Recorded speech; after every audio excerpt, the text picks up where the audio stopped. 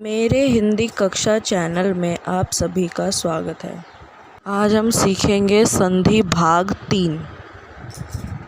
Friends, कैसे हैं आप सब? Welcome to my channel Hindi कक्षा। आज हम सीखेंगे संधि का भाग 3। भाग 3 मतलब विसर्ग संधि। पिछले वीडियो में मैंने व्यंजन संधि समझाया था और उससे पिछले वीडियो में मैंने आपको स्वर संधि समझाया था, और आज मैं आपको विसर्ग संधि समझाऊंगी। विसर्ग संधि कहते किसे हैं, ठीक है? देखिए, विसर्गों का प्रयोग संस्कृत को छोड़कर संसार की किसी भी भाषा में नहीं होता। विसर्ग का प्रयोग आपने सुना ही होगा, संस्कृत में ही होता है विसर्ग का प्रयोग, और किसी भी भाषा में नहीं होता। हिंदी में विसर्गों का प्रयोग नहीं के बराबर होता है, यानी कि नहीं के बराबर, यानी कि बहुत कम होता है, ठीक है? विसर्ग के साथ स्वर या व्यंजन के संयोग से जो विकार होता है उसे विसर्ग संधि कहते हैं। यानी कि विसर्ग के साथ यदि स्वर या व्यंजन के संयोग का जो विकार होता है, यानी कि ये दोनों मिलकर जो विकार उत्पन्न करते हैं, यानी कि अलग सा एक अक्षर बनाते हैं, उसे विसर्ग संधि कहते हैं, ठीक है? आइए इनके नियम से समझते हैं। ऐसे तो समझ आएगा नहीं विसर्ग संधि, अब इनके नियम समझते हैं, इनके कितने नियम हैं और ये किस तरीके से होते हैं विसर्ग संधि। विसर्ग संधि करते कैसे हैं, ठीक है? आइए इसका पहला नियम समझते हैं। यदि विसर्ग के आगे श, श, श आए तो वह कर्मशः श, ए, श में बदल जाता है। यहाँ पे देखिए श षटकोण है और यहाँ पे किस में बदल गया? ए में। चलिए मैं आपको समझाती हूँ कैसे बदलेगा, ठीक है? चलिए ये हम इनके उदाहरण के ज़रिए समझते हैं कि ये कैसा नियम है, ठीक है? देखिए, नि विसर्ग संक। अब मैंने कहा था श आएगा तो श आएगा। देखिए, नि विसर्ग संक, तो ये बनेगा निशंक। क्या बनेगा? निशंक। आगे आधा श, निशंक। क्या बना? निशंक। अब दु शासन, तो इसके आगे भी श है तो आधा श लग जाएगा, विसर्ग हट जाएगा। विसर्ग, अगर हम विसर्ग आता है तो वहाँ पर जो भी अक्षर होता है उसको हम आधा ही लिखते हैं, ठीक है? अगर हम विसर्ग की जगह पे कोई अक्षर लिख रहे हैं, कोई व्यंजन का प्रयोग कर रहे हैं, दुशासन ऐसे लिखेंगे, ठीक है? निसंदेह, निसंदेह, निसंदेह। देखिए,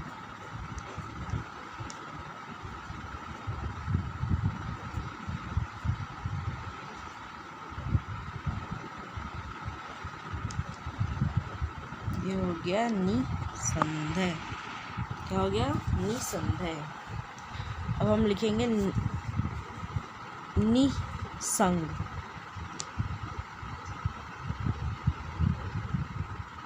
आधा स, पूरा स, निसंग।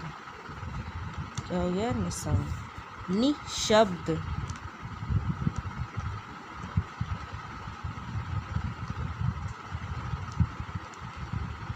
ऐसे। तो इस तरह इसका प्रयोग किया जाएगा इस नियम का, ठीक है?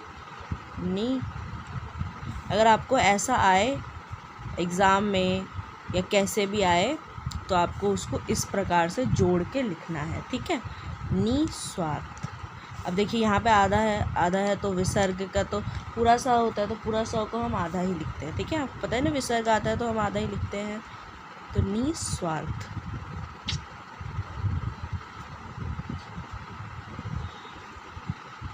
निस्वार्थ। ये हो गए उदाहरण पहले नियम के, ठीक है? देखिए पहला नियम ये है। अब हम इसका दूसरा नियम समझते हैं। देखिए, यदि विसर्ग से पहले ई या ऊ हो, बाद में र आए, यानी क्या आए? र आए, तो विसर्ग का लोप हो जाएगा, यानी कि विसर्ग बदल जाएगा।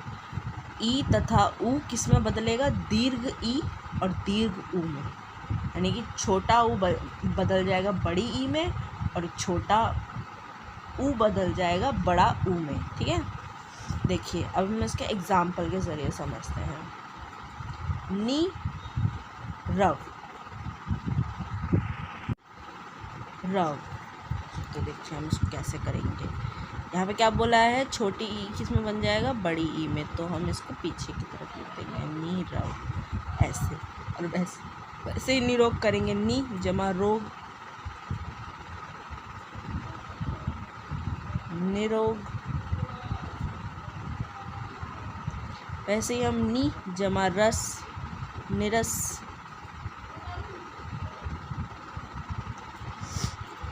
वैसे ही ऊ का भी होगा, अगर यहाँ पे नू आएगा और यहाँ पे रू आएगा तो यहाँ पे क्या बन जाएगा, बड़ा ऊ। तो आप समझ सकते हैं कि आप इसी तरीके से आपको बड़ा ऊ का भी करना है, ठीक है। चलिए अब हम इसका तीसरा नियम समझते हैं, आइए। यदि विसर्ग के बाद च, छ, ट, ठ तथा त, थ आए तो विसर्ग कर्मशः, यानी कि विसर्ग श, श, श में बदल जाता है, यानी श से सलगम, श से षटकोण, श से सपेरा, ठीक है। चलिए अब हम आपको उदाहरण के जरिए समझाते हैं कि ये कैसे बदलता है, ठीक है। चलिए देखते हैं, आइए। देखिए नी जमा तार, तो ये बनेगा निस्तार। देखिए कैसे बनेगा,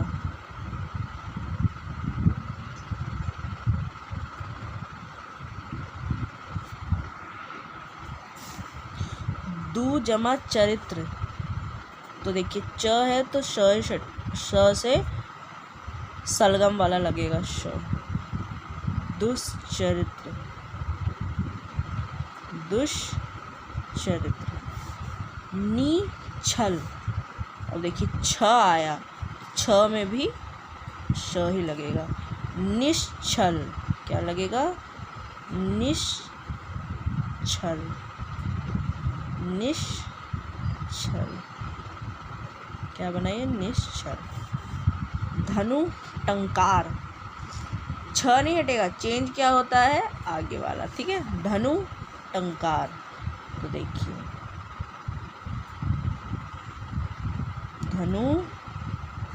धनुष्टंकार, धनुष्टंकार। धनुष कैसे आया, क्योंकि यहाँ पे ट या ठ आएगा तो श आएगा, ठीक है। निष्ठुर, अब देखिए यहाँ पे भी वही आएगा,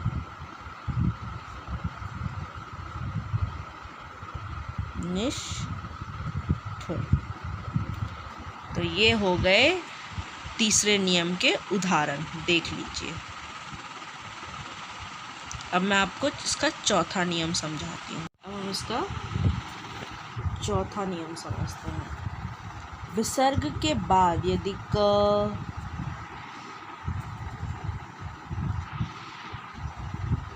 ख, प, फ रहने पर विसर्ग में कोई बदलाव नहीं आता। विसर्ग के बाद अगर ये चारों रहेंगे तो विसर्ग में कोई बदलाव नहीं आता। जैसे देखिए उदाहरण के जरिए समझते हैं, आइए। प्रातः काल, तो ये एज इट इज़ उतार दें, प्रातः काल।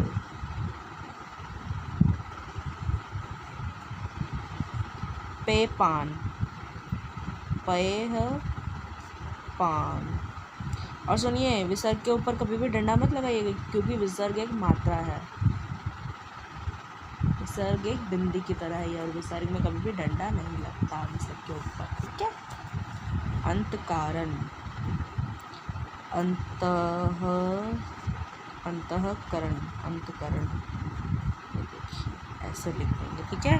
तो ये हो गया इसका चौथा नियम। अब हम इसका पांचवा नियम समझते हैं, आइए देखते हैं।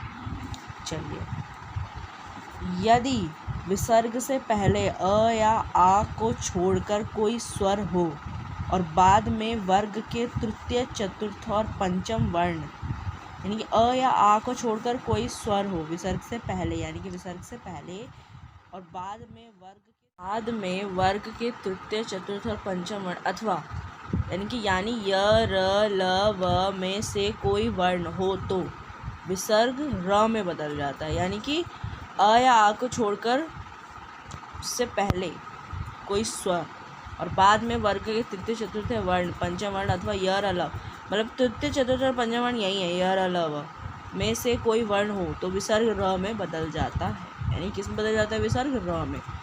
यानी कि दु दुर, दुहु दुर्बोध, निर्गुण, निराधार, निर्धन, निर्झर, ये वाले वर्ड जो हम कहते हैं ना कि र कहाँ से आ गया, तो ये वाले वर्ड होता है। और जब इनको हम अलग करते हैं तो हम इस तरीके से अलग करेंगे, ठीक है। देखिए देखिए, दु निवार,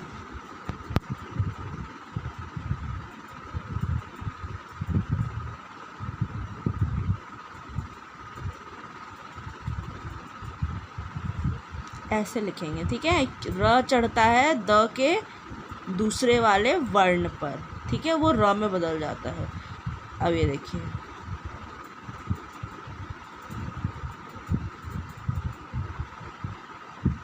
लेकिन साउंड दुर ही सुनाई देगा, ब से पहले ही सुनाई देगा, दुर्बोध, दुर्बोध, ठीक है। अब हम आगे चलते हैं। ये देखिए, नी गुण,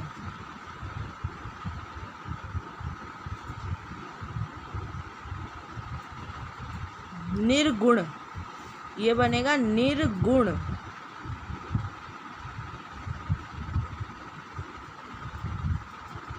ये देखिए इस तरीके से, ये बनेगा निराधार, निराधार, निधार, ये बनेगा निर्धन। आपने देखा होगा कि ध के ऊपर र आ जाता है, तो ये इस तरीके से, ये बनेगा निर्झर।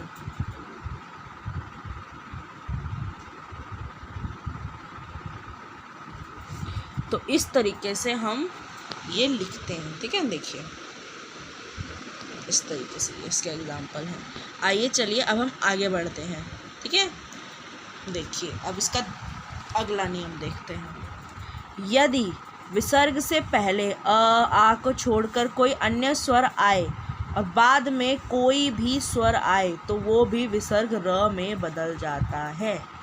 यानी कि यदि विसर्ग से पहले आ को छोड़कर, उनको हटाकर कोई अन्य स्वर आए, यानी कि उनके अलावा कोई दूसरा स्वर आए, ई, ऊ, ए, और बाद में कोई स्वर आए तो विसर्ग र में बदल जाता है। और उसके बाद भी कोई स्वर आए तो विसर्ग किस में बदल जाता है? र में। देखिए कैसे बदलेगा, आइए समझते हैं। आइए उदाहरण के ज़रिए समझते हैं। नी आशा, तो ये बन जाएगा नीराशा। क्या बनेगा? निराशा। क्योंकि यहाँ पे बोला गया है कि स्वर आए और बाद में भी कोई स्वर आए, यानी कि इसके बाद भी कोई स्वर आए तो वहाँ पे र हो जाएगा, ठीक है। निराशा।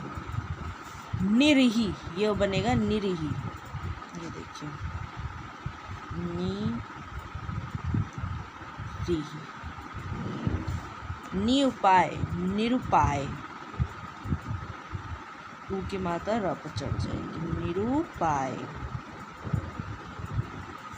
नी जमा अर्थक, निरर्थक, निरर्थक।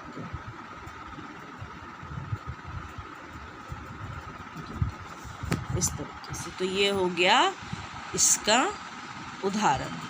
चलिए अब हम अगला नियम समझते हैं इसका। यदि कोई विसर्ग से पहले अ आए और बाद में यर अलव आए या ह आए तो विसर्ग का लोप हो जाता है, यानी कि विसर्ग बदल जाता है, विसर्ग ओ में बदलता है। कैसे? अब देखिए यहाँ पे मन लिखा है ना, मन, तो ये देखिए अ आए और बाद में यर अलव आए, मन अ है, यहाँ पे देखिए सब में अ है क्योंकि किसी के पीछे मात्रा नहीं है, तो इसीलिए।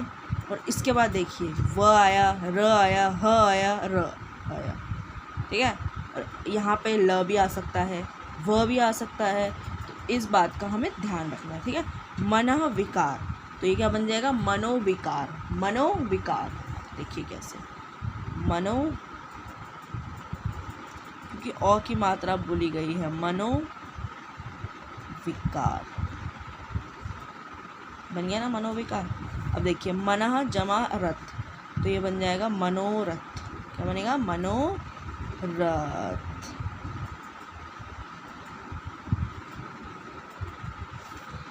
पुरः जमा हित, पुरोहित। क्या बनेगा? पुरोहित। पुरोहित। मनः जमा रम, मनोरम। ये बनेगा मनोरम, मनोरम। हो गया?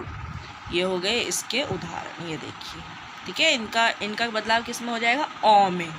ठीक है, तो इस बात को ध्यान में रखना है। ठीक है, चलिए अब मैं आपको इसके आगे के नियम समझाती हूँ।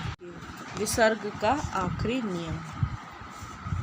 यदि विसर्ग से पहले ई या उ आए, यानी कि विसर्ग से पहले कोई ई या उ आए, बाद में क, ख, प, फ में से कोई वर्ण आए, तो विसर्ग श में बदल जाता है। किसमें? श षटकोण में बदल जाता है। देखिए जैसे कि नी, ई की मात्रा है, नु आएगा तो भी श में बदलता है। नी कर्म, तो ये बन जाए। देखिए उदाहरण के जरिए समझाती हूँ। निष्कर्म। क्या बना? निष्कर्म। आपने ये वाले वर्ड देखे होंगे, निष्कर्ष, निष्कर्म, निष्काम। ये बनेगा निष्काम। आधा इसीलिए क्योंकि विसर्ग है। ठीक है, निष्काम। निष्करुण,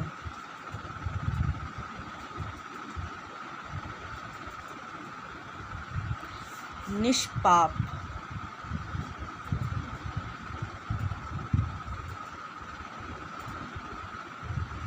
निष्फल,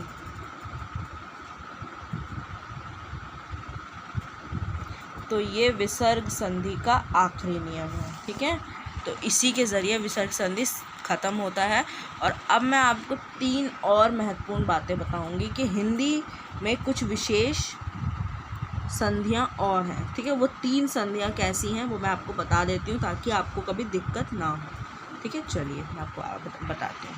हिंदी में कुछ विशेष संधियां देखिए, जब, तब, कब, सब और अब यदि शब्दों के अंत में पीछे ही आने पर ह का भ हो जाता है, यानी कि जब के पीछे जब जमा ही आएगा तो ब क्या बन जाएगा? भ। जब, तब, कब, सब, अब। देखिए कैसे कैसे बनेगा। देखिए जब ही तो बनेगा जब, ब हो जाता है और ब का लोप हो जाता है, क्योंकि ब बदल जाता है और भ हो जाता है। जब, तब, कब, ये वाले बहुत इजी हैं। सब, अब। ये देखिए, नहीं ये बनेगा ह का हो जाता है भ। जभी, तभी, कभी, सभी, अब।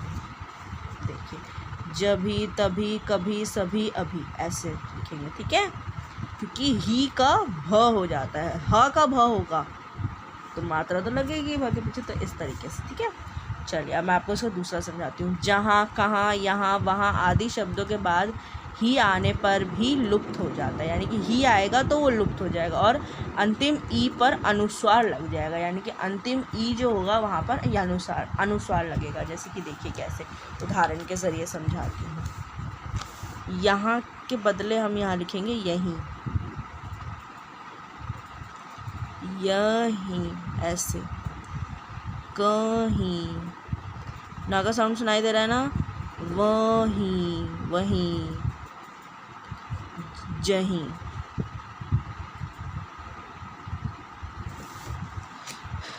कहीं, अब तीसरा समझते हैं। कहीं कहीं संस्कृत के र, लोप, दीर्घ और यन आदि संधियों के नियम हिंदी में नहीं लागू होते, यानी कि जो संस्कृत में र का गायब हो जाता है और दीर्घ और यन आदि संधियों के नियम हिंदी में यूज़ नहीं होते। जैसे कि अंतर्राष्ट्रीय, तो ये बन जाएगा अंतर्राष्ट्रीय।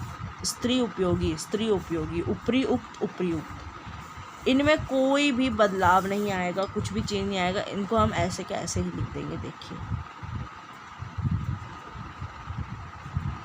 अंतर्राष्ट्रीय, ठीक है। स्त्री उपयोगी,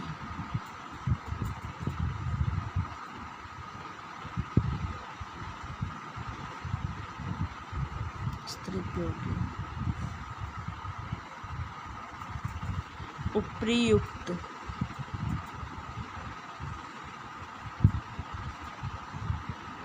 उपयुक्त, उपयुक्त,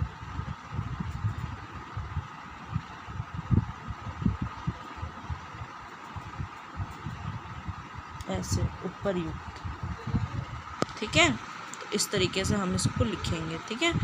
तो इसी के ज़रिए ये वीडियो समाप्त होती है। थैंक यू सो मच मेरी वीडियो देखने के लिए। और अगर आपको वीडियो पसंद आई तो कमेंट सेक्शन में जाकर कमेंट करें, लाइक करें एंड सब्सक्राइब करना ना भूलें। Thank you so much. Bye bye, tata, मिलते हैं।